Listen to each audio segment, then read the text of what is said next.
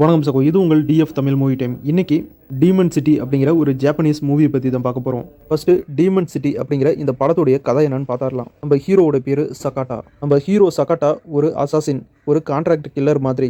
படத்துடைய ஸ்டார்டிங்ல ஒரு பெரிய கும்பலையே ஒரே ஆளா மொத்த பேரையும் காலி பண்ணிடுவாரு நம்ம ஹீரோ. அதாவது ஸ்டார்டிங்கே ஃபைட்ல இருந்து ஆரம்பிக்கும். அந்த ஃபைட் ரொம்பவே சூப்பரா இருக்கும். மொத்த பேருமே போட்டு தள்ளிட்டு நம்ம ஹீரோ அவருடைய வீட்டுக்கு கிளம்புறாரு. ஹீரோ லவ் பண்ணி கல்யாணம் பண்ணிக்கிட்டாரு. அவருக்கு இப்போ ஒரு சின்ன பெண் குழந்தையும் இருக்கு. அவ்வளவுதான், இதுதான் கடைசி அசைன்மெண்ட். இதுக்கப்புறம் எந்த ஒரு பிரச்சனைக்கும் போக மாட்டேன், வேற வேலையை தேடிக்கிறேன் அப்படின்னு நிம்மதியா இருக்கலாம்னு நினைக்கிறாரு. நிம்மதியா இருக்கலாம்னு நினைச்ச ஹீரோவுக்கு திடீர்னு அவருடைய வாழ்க்கையை புரட்டி போடுற மாதிரி ஒரு சம்பவம் நடக்குது. வித்தியாசமா மாஸ்க் போட்ட 5 பேர் திடீர்னு ஹீரோவோட வீட்டுக்கு வந்து ஹீரோவை அட்டாக் பண்றாங்க. அது மட்டும் இல்லாம ஹீரோவோட கண்ணு முன்னாடியே ஹீரோவுடைய ஒய்ஃபையும் குழந்தையும் கொலை பண்றாங்க.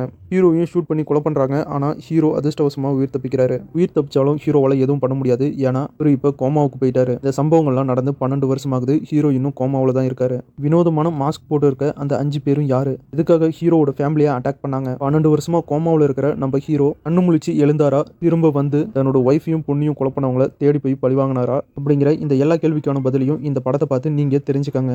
படத்துடைய கதையை பொறுத்த வரைக்கும் நம்ம தமிழ் சினிமாவிலேருந்து ஹாலிவுட் சினிமா வரைக்கும் நிறைய படங்களில் பார்த்த அதே கதை தான். ஹீரோவோட ஃபேமிலியை கொலை பண்ணிடுவாங்க, ஹீரோ தேடி போய் பழி வாங்குவார் அப்படிங்கிற வழக்கமான ரிவெஞ்ச் ஸ்டோரி தான். என்னதான் வழக்கமான கதையாக இருந்தாலும் அதை சொல்கிற விதம் அப்படின்னு ஒன்று இருக்குது. இந்த வழக்கமான கதையை டைரக்டர் பக்காவாக ஸ்க்ரீன் பிளே பண்ணி ஒரு வெறித்தனமான ஆக்ஷன் படமாக நம்ம கிட்ட கொடுத்துருக்காரு. படத்தில் எந்த ஒரு இடத்துலையுமே உங்களுக்கு போர் அடிக்காது. அந்த அளவுக்கு படத்தை ரொம்பவே இன்ட்ரெஸ்டாக எடுத்துகிட்டு போயிருக்காங்க. படம் ஃபுல்லாகவே ரத்தம் தெறிக்க தெறிக்க ஆக்ஷன் ஆக்ஷன் ஆக்ஷன் தான்.